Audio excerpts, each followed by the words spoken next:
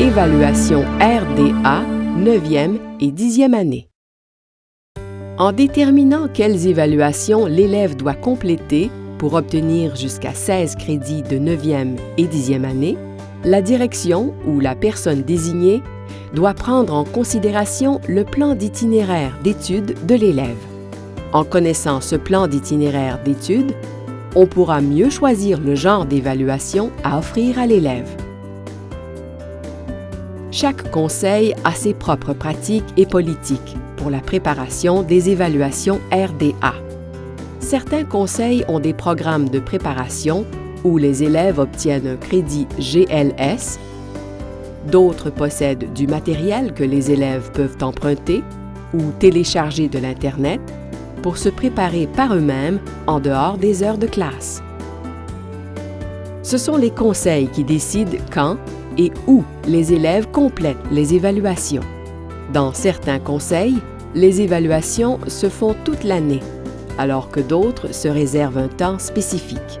Certains offrent des sessions d'évaluation individuelles, tandis que d'autres ont des centres d'évaluation ou des salles de classe réservées aux évaluations.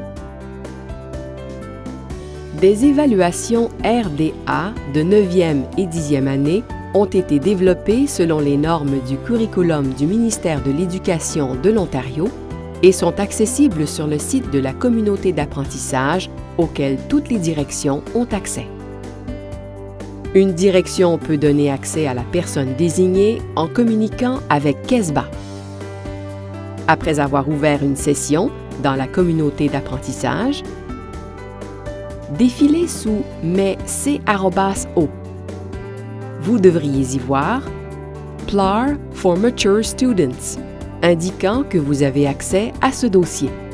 Cliquez sur le lien « PLAR for Mature Students ». Ensuite, cliquez sur « Contenu » en haut à gauche. Sur le côté gauche, sous « Table des matières », vous verrez que les évaluations sont en anglais et en français et qu'il y a aussi des tâches de 9e et 10e année créées par les enseignants.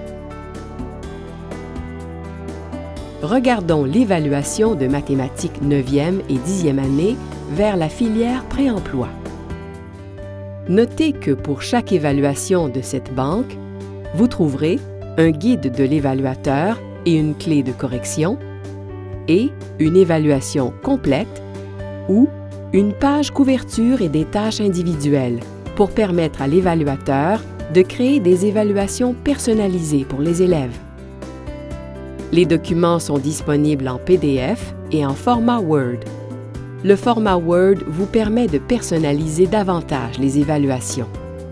Pour quelques évaluations, vous trouverez un guide de notation ayant des indicateurs clés de succès et des indicateurs pour le placement dans la filière pré-emploi, collège ou université pour chaque tâche de lecture, d'écriture et de communication orale.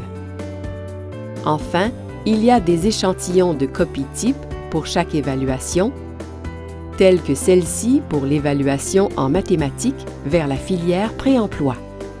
Le site Web de la communauté d'apprentissage offre des évaluations complètes vers la filière pré-emploi et vers la filière collège, ou des tâches individuelles que l'évaluateur peut personnaliser pour chaque élève.